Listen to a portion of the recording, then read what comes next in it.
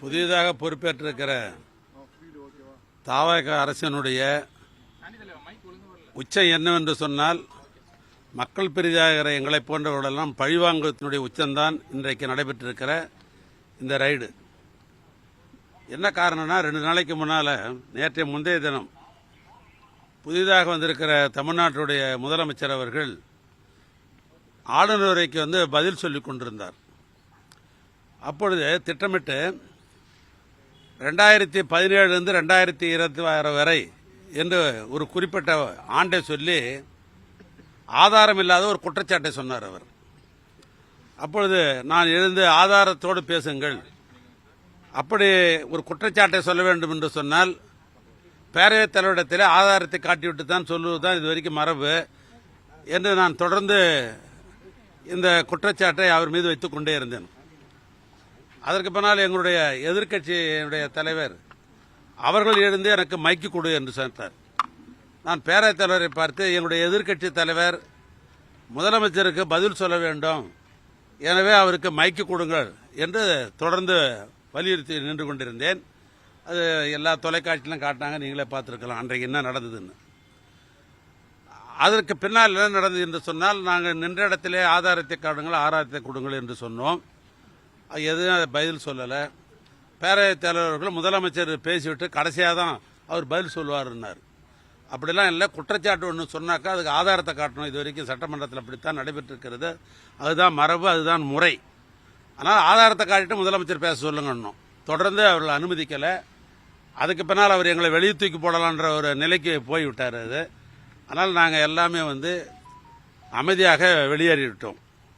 அன்றைக்கு நான் அவர் கேட்ட கேள்வி அந்த அடிப்படையில் தான் இன்றைய தினம் 2022 எங்கோ கரூரில் ஏதோ ஒரு அலுவலகத்தில் நடந்த ஒரு சம்பந்தப்பட்ட ஒரு குற்றச்சாட்டை மையப்படுத்தி என் வீட்டுக்கு ரைடு வந்திருக்கிறார்கள். என் வீட்டுக்கு ரைடு வந்தது மாத்திரம் இல்லை, இது என்னுடைய முகவரி, என்னுடைய வீடு. இதனில் என்னுடைய சொந்த கிராமம் சேகூடல் என்கிற சொந்த கிராமம். அங்கே என்னுடைய இல்லம் இருக்கிறது. அங்கே தான் என்னுடைய வாக்காளர் ஜாபிதெல்லாம் அங்கே தான் இருக்குது. அங்கே தான் நான் வாக்கு பதிவு செய்கிறேன். அது என்னுடைய கிராமம். இது 2 தான் எனக்கு சொந்தமாக இருப்பது. ஆனால் திருவண்ணாமலைக்கு சென்று அங்கே கல்லூரிக்கெல்லாம் சென்று, ஒரு கல்லூரி நடக்கிற இடம், அந்த கல்லூரிக்கு சென்று அங்கே போய் பரிசோதனை என்ற பேரில் அந்த கல்லூரியை காலையிலிருந்து மாலை வரை அந்த கல்லூரியிலே அங்கே போய் ஆய்வு என்ற பேரில் இந்த நிமிஷம் வரைக்கும் அந்த ஆய்வை நடத்தி கொண்டிருக்கிறார்கள். நீங்களே பார்த்தீங்க தொலைக்காட்சியில் அந்த கல்லூரியெல்லாம் காட்டி கொண்டிருக்கிறார்கள்.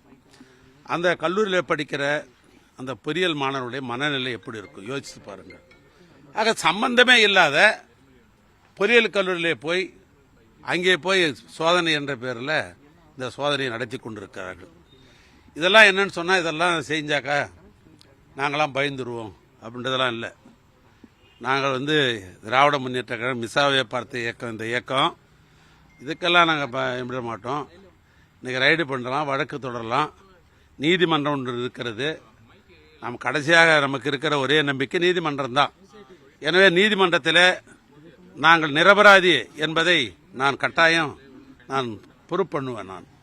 ஆனால் எனக்கு மடியில் கனம் இருந்தால்தான் வழியில் பயம் என்ற ஒரு பழமொழி உண்டு.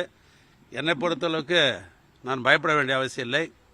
நான் பரிசுத்தமானவன், எந்த தவறும் செய்யாதவன். இவங்க திரும்ப திரும்ப இவங்க சொல்கிறதாலே, ஒரு பொய்யை பலமுறை சொல்வதாலே அது உண்மையாகிட முடியாது. அதனால் சொல்கிறேன், நீதிமன்றத்துக்கு நான் செல்வேன், நான் நிரபராதி என்பதை நான் காட்டுவேன். நான் திரும்பவும் சொல்கிறேன், எங்களுடைய இயக்கத்தினுடைய தலைவர் மிசாவிலே ஓராண்டு காலம் இருந்தார்கள், உங்களுக்கெல்லாம் தெரியும்.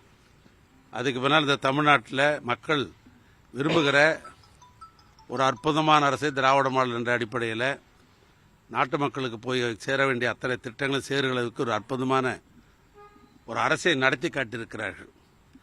அதனால் எங்களுக்கு எந்த பயம் இல்லை. நான் நீதிமன்றத்தில் நான் சந்திப்பேன்.